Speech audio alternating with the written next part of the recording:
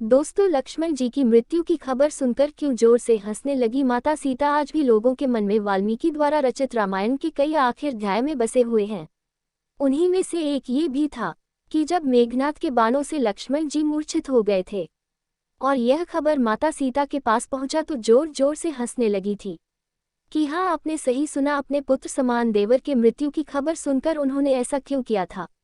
अब इसके पीछे का क्या कारण था, कारण ये जानने के लिए वीडियो के अंत तक बने रहिए। आप देख रहे हैं तो चलिए करते ज्ञान की बातें। वीडियो में आगे बढ़ने से पहले हमारे चैनल को सब्सक्राइब अवश्य करें और बेल आइकन दबाना ना भूलें। जब रावण पुत्र मेघनाद द्वारा लक्ष्मण जी की शक्ति बाण लगा तो वह मूर्छित होकर धरती पर गिर पड़े थे। तत्पश्चात बजरंग बली लंका से सुसेन वेद हनुमान जी से कहता है कि श्री राम के छोटे भाई का उपचार द्रोणाचार्य पर्वत पर पाई जाने वाली संजीवनी बूटी से हो सकता है। यदि सूर्योदय होने से पहले लक्ष्मण को संजीवनी बूटी नहीं मिला तो उनकी मृत्यु है। वही जब समाचार दशानन के कैद में रहकर अशोक वाटिका में मां सीता को हुई तो मां सीता जोर जोर से हंसने लगी। इस तरह से हंसना देख वह मौजूद त्रिजटा को बहुत आश्चर्य हुआ और त्रिजटा ने देवी जानकी से हाथ जोड़ते हुए आश्चर्य के साथ पूछा है, पुत्री लक्ष्मण जी तो आपके पुत्र के समान है और वह इस समय मृत्यु दया पर लेटे हुए हैं, लेकिन आप ये सुनकर क्यों हंस रही हैं? कृपया आप हंसने का कारण बताएं। राक्षसी की बात सुनकर माता सीता कहती है कि मुझे इस बात की चिंता है कि श्री राम तीनों लोकों के स्वामी हैं। उनके गोद में उनके भाई लक्ष्मण हैं और जो स्वयं श्री नारायण के गोद में हो, भला उसकी मृत्यु कैसे हो सकती है? जिस कार्य का बाहर पवन पुत्र को सौंपा गया होगा, कार्य सफल कैसे हो सकता है? और रही बात सूर्योदय की, जो जब तक मारुति संजीवनी बूटी द्रोणाचार्य पर्वत से लेकर नहीं आते तब तक सूर्य में इतना साहस कहाँ कि जो उग सके। तीर लक्ष्मण जी को नहीं बल्कि स्वामी श्री राम को लगा है, क्योंकि स्वामी के कण कण में लक्ष्मण का वास करते हैं और देवर जी के कण कण में प्रभु का वास है। दोस्तों, अब जानते हैं कि संजीवनी बूटी लेने जाने के पूरे संकट मोचन हनुमान और सूर्योदय के बीच क्या संवाद हुआ। पवन पुत्र ने बड़े ही विनम्र शब्दों में सूर्य देव से कहा, विनती की और कहा कि है प्रभु, मेरी आपसे प्रार्थना है कि आप कुछ समय के लिए अपने इस तेज को समेटे रखें, क्योंकि रघुकुल वंश पर भर संकट छाया हुआ है। लंकापति रावण के पुत्र मेघनाद ने आज स्वयं परमपिता ईश्वर के अंश पर वार किया है। उन्होंने आगे कहते हैं, हे देव, मेरे आने के पूर्व यदि सूर्य देव हुआ तो सूर्यवंश पूरी तरह से अंधेरा छा जाएगा और भ्राता लक्ष्मण अपने प्रभु श्री राम के साथ जीवन मार्ग के बीच ही छोड़ जाएंगे।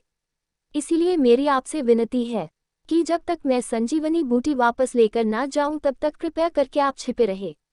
आप तो जानते ही हैं कि भगवान विष्णु के अवतार और दुष्ट रावण का वध करने के लिए धरती पर अवतरित हुए हैं। उनके साथ सभी देवता धरती पर आए हुए हैं। अगर लक्ष्मण जी को कुछ हो गया तो जिस कार्य के लिए भगवान राम अवतार लिए हैं वह अधूरा रह जाएगा। इतनी प्रार्थना करके हनुमान जी द्रोणाचार्य पर्वत के लिए निकल जाते हैं। दोस्तों, दुष्ट रावण चाहता था कि वायुपुत्र हनुमान कभी भी संजीवनी बूटी न ला पाए, इसलिए उसने भगवान के रास्ते में बहुत सी बड़ाएं उत्पन्न करने का प्रयास किया।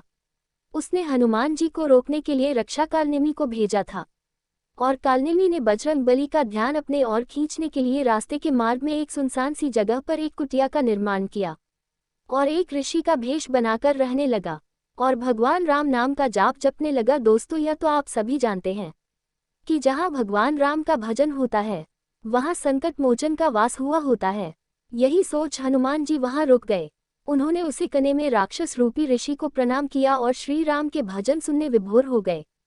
कालनेमी तो यही चाहता था, इसलिए उसने पवन पुत्र हनुमान को स्नान करने के लिए जलाशय में भेज। जब हनुमान जी जलाशय में स्नान करने लगे, स्नान करते समय उनके पैर को एक जलचर मगरमच्छ काटने लगा, जिसका जबड़ा उन्होंने अपने हाथों से फाड़ दिया। मृत्यु के पश्चात वह मगरमच्छ एक अप्सरा के रूप में परिवर्तित हो गया।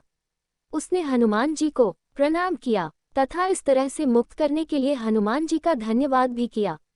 हनुमान जी जब वापस जाने लगे, जब उसे अप्सरा ने उन्हें बताया कि कुटिया में मौजूद ऋषि नहीं बल्कि रावण द्वारा भेजा गया राक्षस कालनेमी है, जिसके बाद पवन पुत्र उसे रक्षा के बीच भयंकर युद्ध हुआ और उन्होंने उसे दुष्ट करने में की मृत्यु की गोद में दिया।